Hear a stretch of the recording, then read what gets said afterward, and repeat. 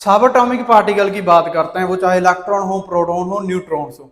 अब इनमें दो टाइप के फोर्स मिलते हैं, एक तो ये हमें मिलेगा ग्रेविटेशनल फोर्स, दूसरा मुझे मिलेगा इलेक्ट्रिक फोर्स। ठीक है, ग्रेविटेशनल फोर्स का मैं समझ सकता हूं कि नॉर्मल सबएटॉमिक पार्टिकल हैं, इनका भी मास है और उन मास की वजह से जो मेरा पास फोर्स है वो फोर्स होएगा, वो ग्रेविटेशनल फोर्स होएगा, क्योंकि ग्रेविटेशनल फोर्स मोस्टली वर्क करता है मासेस पे। अगर हम देखेंगे तो ये m1 एंड m2 मेरे पास क्या है, मासेज है, यानी कि ऑब्जेक्ट के मासेज के बिहाफ पे वो फोर्स काम करता है। बट अगर मैं बात करता हूं इलेक्ट्रिक फोर्स की, अब इलेक्ट्रिक फोर्स कैसे प्रोड्यूस होएगा। अब नॉर्मल हमें ये पता ही है कि जब भी हम दो पॉजिटिव पॉजिटिव चीजें एक पास लेके आते हैं, एक दूसरे के बिल्कुल नजदीक लेके आते हैं, तो वो क्या है कि दूसरे को रिपेल या अट्रैक्ट करती है। तो वो जो रिपल्शन और अट्रैक्शन होती है इन बिटवीन इलेक्ट्रॉनिक स्पीसीज, तो उसको हम कहते हैं इलेक्ट्रिक फोर्स।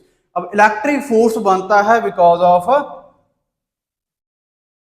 चार्ज, कि मेरे जो ऑब्जेक्ट हैं उन पे चार्ज कितना है, उस चार्ज की वजह से मेरा इलेक्ट्रिक फोर्स बनता है। और इसी इलेक्ट्रिक फोर्स के रिलेटेड जो भी डिफरेंट डिफरेंट प्रॉपर्टीज हैं वो हम इलेक्ट्रोस्टैटिक चैप्टर में पढ़ते हैं। और चार्जेस है मतलब मेरे पास या तो पॉजिटिव चार्ज हो सकता है या नेगेटिव हो सकता है, और इसमें जहां तो इलेक्ट्रॉनों की इन्वॉल्वमेंट रहती है जहां फिर प्रोटॉन्स की इन्वॉल्वमेंट रहती है। न्यूट्रॉन्स का इलेक्ट्रिक फोर्स के बिहाफ पे अगर हम देखें कि न्यूट्रॉन की रिस्पॉन्सिबिलिटी इलेक्ट्रिक फोर्स जनरेट करने में कुछ खास नहीं होती, या फिर कहें कि दो न्यूट्रॉन्स के बीच में इलेक्ट्रिक फोर्स मेरे पास जनरेट नहीं होता।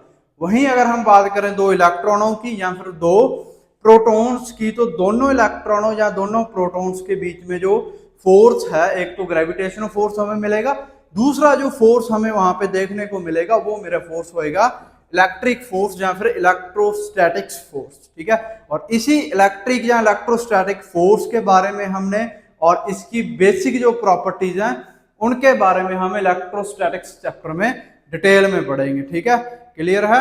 अब इसके बाद जो मेरा टॉपिक है वो है कूलम्स लॉ। ठीक है, कूलम्स ने हमें ये बताया है मोस्टली